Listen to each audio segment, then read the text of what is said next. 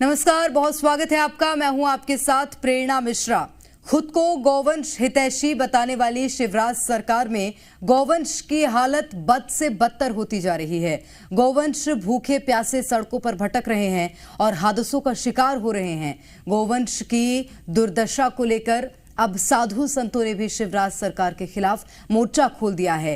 टीकमगढ़ में गौवंश की दुर्दशा को लेकर संत देव स्वरूपानंद महाराज अनिश्चितकालीन भूख हड़ताल पर बैठ गए हैं। उन्होंने बीजेपी सरकार पर हमला करते हुए कहा कि केंद्रीय मंत्री से लेकर राज्य मंत्री, विधायक और जनप्रतिनिधि सभी गौभक्त हैं। इसके बावजूद गौवंश आज भी दर दर की ठोकरें खाने पर मजबूर है। वहीं धरना स्थल पर पहुंचे महामंडलेश्वर धर्मेंद्र गिरी महाराज भी शिवराज सरकार पर जमकर बरसे। उन्होंने ऐसी सरकार को चुनाव में छठी का दूध याद दिलाने की चेतावनी दी।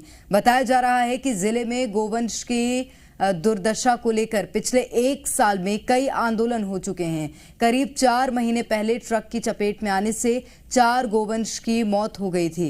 घटना के बाद संत देव स्वरूपानंद महाराज मौके पर ही धरने पर बैठ गए थे। वहीं प्रशासन की ओर से पहुंचे तहसीलदार का कहना है कि साधु संतों की मांगों पर पहले भी शासन और प्रशासन के बीच बातचीत हुई है। अगर कार्रवाई नहीं हुई है तो जल्द से जल्द उसका हल निकालने की कोशिश होगी। लाखों गायों को हाईवे पर देखा है और हजारों गायों को मैंने मृत अवस्था में पाया गया है। उनकी किसी भी तरीके से किसी भी विभाग के द्वारा कोई आवश्यक कार्रवाई नहीं की जा रही है। मेरा मानना है क्या प्रशासन की गलती है या फिर शासन की गलती है। जिस प्रकार मामा के द्वारा लाडली बहना को 3000 तक रुपया दिया जा रहा है तो प्यारी माता की भी व्यवस्था की जाए। तो सब लोगों से मेरा यही निवेदन है कि भाई आप लोग कम से कम इतना करें कि गाय माता के प्रति सारे भ्रष्टाचारों को एक तरफ कर दें। जितना जहां कमाना है कमाएं, वो आपकी निजता है। लेकिन मैं कहना चाहूंगा, आप लेटरिन बाथरूम खा लें, शौचालय खा लें, मकान खा जाएं, बेटी बचाओ लाडली योजना खा जाएं, लेकिन कम से कम इस गाय के लिए ना कुछ करें। ऐसा गाय को क्यों खाना चाहते हैं आप? इसका परिणाम कौन भोगेगा? ये हमारी पीढ़ी, आने वाली जो पीढ़ी है उसको भोगना पड़ेगा। ये जो पहले भी मतलब शासन से और प्रशासन से कुछ उनकी पत्राचार हुआ है, उन पत्राचार पर अगर कार्रवाई नहीं हुई तो उनके लिए स्मरण पत्र हम जारी करेंगे और जल्द से जल्द उसका सॉल्यूशन निकालने का प्रयास करेंगे। तो अब जी मध्य प्रदेश छत्तीसगढ़ के सवाल, शिवराज में गौवंश की दुर्दशा आखिर क्यों हो रही है? इसी के साथ मध्य प्रदेश में गोवंश बेहाल हैं, सरकार क्यों लाचार है? गौकसी पर क्यों नहीं लग रही है लगाम?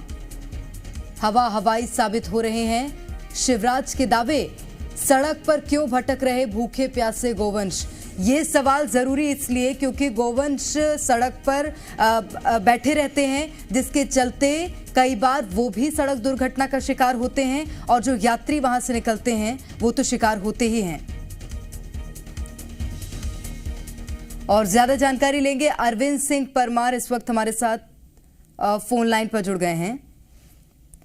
आरबी, एक बात बताइएगा, गोवंश लगातार सड़कों पर नजर आ रहे हैं, चाहे बात करें गायों की, अलग अलग क्षेत्रों में सड़कों पर दिख जाएंगे। हाईवे पर तो आप पूछिए ही मत, ऐसा लगता है धरने पर बैठ गई गाय कि उनको भी उनका हक चाहिए, उनको भी गौशाला चाहिए। जी, आपको बता दूं कि टीकमगढ़ शहर ही नहीं पूरे जिले में गौवंश की ये हालत है कि जगह जगह सड़कों पर मारे मारे घूम रहे हैं और अधिकांश दिन मतलब दुर्घटनाएं भी इन गौवंश से हो रही हैं। शासन द्वारा यहाँ गौवंश के संरक्षण के लिए गौशालाओं का निर्माण कराया गया था, लेकिन गौशालाओं की स्थिति ये है कि गौशालाओं में ना तो कोई व्यवस्था है, ना खाने की व्यवस्था है, ना पीने की व्यवस्था है। कई गौशाला संचालकों ने भी हाथ खड़े कर दिए हैं कि मेरे यहाँ कोई व्यवस्था नहीं है, इसलिए मैं गायों को अपने यहाँ नहीं रख सकता है। और गायें रोड पे घूम रही है, आवारा घूम रही है। इनसे न केवल आमजन परेशान है, बाकी किसान भी परेशान है। वो अपनी खेती भी नहीं कर पा रहे हैं क्योंकि जो गौवंश उनकी खेती को भी नुकसान पहुंचा रहे हैं और सड़कों पे घूमते घूमते कई गौवंश की अकाल मृत्यु हो रही है। इसी घटना से दुखी होकर संत स्वरूपानंद जी महाराज ने पिछले 4 महीने पहले 4 गायों की घटना में मौत होने पर धरना प्रदर्शन किया था, जिसमें तत्कालीन एसडीएम द्वारा लिखित आश्वासन दिया गया था कि हम इन गोवंश की व्यवस्था करेंगे और गोवंश को कहीं सड़कों पे घूमता नहीं देखेंगे। और उसके बाद भी 4 महीने बाद भी आज तक कोई व्यवस्था नहीं की गई। और गांव की वो व्यवस्था है कि आज सड़कों पे घूमते घूमते मारी मारी घूम रही हैं। इसी बात को लेकर जब 2 दिन पहले 25 अगस्त को संत स्वरूपानंद जी महाराज ने फिर कलेक्ट्रेट के सामने अपनी भूख हड़ताल शुरू कर दी गोवंश की संरक्षण को लेकर, और उसके बाद भी प्रशासन नहीं जागा। कल जब महामंडलेश्वर धर्मेंद्र गिरीज महाराज धरना स्थल पर पहुंचे और उन्होंने खुली चेतावनी देते हुए भाजपा सरकार को कहा कि अगर 24 घंटे के अंदर गोवंश की व्यवस्था नहीं की गई तो हम छठी का दूध याद दिला देंगे। और ना कि मध्य प्रदेश में, पूरे देश में गौ माता के लिए हम आंदोलन करेंगे।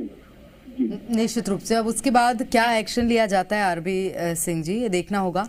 आप बने रहेगा हमारे साथ। प्रिया लगातार भोपाल से हमारे साथ बनी हुई हैं।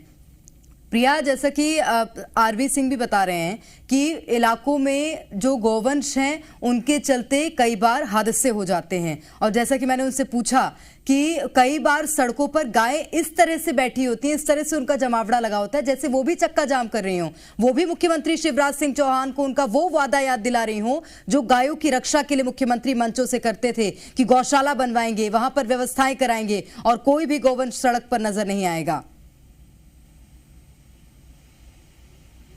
देखिए, बिल्कुल ये तस्वीरें कुछ उसी तरह से निकलकर सामने आती हैं, और खास करके जब आप किसी भी शहर की सड़कों पर निकल जाएं तो ये तस्वीरें एकदम साफ नजर आती हैं। जैसे कि हमारे सहयोगी आरबी बता रहे थे कि टीकमगढ़ की स्थिति है, न केवल टीकमगढ़ की, पूरे मध्य प्रदेश में यही स्थिति है कि गायों की व्यवस्थाओं के लिए सरकार वादे करती है, दावे करती है, कहती है कि गौशालाएं खोल दी जाएंगी, सभी जो गाय हैं वो व्यवस्थित रहेंगे, किसी भी गौवंश का किसी भी तरह से ख्याल रखने की जिम्मेदारी मध्य प्रदेश सरकार की है। लेकिन जब आप सड़कों पर निकल जाएं, घर से बाहर निकलें, तो तस्वीरें कुछ और ही बताती हैं। सड़कों पर गाय बैठी रहती हैं। कई बार हम ये तस्वीरें देखते हैं कि गाय जो है वो कचरे में पॉलिथीन खा रही हैं, वो बीमार हैं, वो तड़प रही हैं सड़कों पर, लेकिन उन्हें उनकी सुध लेने वाला तक कोई नहीं होता। कई क्लिनिक खोले गए, ये कहा गया कि चलित एम्बुलेंस के माध्यम से भी इन्हें मदद दी जाएगी। सैकड़ों की संख्या में चलित एम्बुलेंस भी संचालित की गई, लेकिन वो चलित एम्बुलेंस एक ही दिन नजर आई थी मध्य प्रदेश में, जिस दिन उन्हें हरी झंडी दिखाई जा रही थी। उसके बाद से वो चलित एम्बुलेंस कहाँ है, किन पशुओं का इलाज कर रही हैं, कितनी गायों के लिए वो मददगार साबित हुई हैं, ये बताने की जवाबदारी किसी की नहीं है, क्योंकि ना तो पशु जो विभाग है उसके पास कोई ऐसे आंकड़े हैं और ना ही मध्य प्रदेश सरकार के पास कोई आंकड़े हैं कि आखिर उन एम्बुलेंस का क्या हुआ।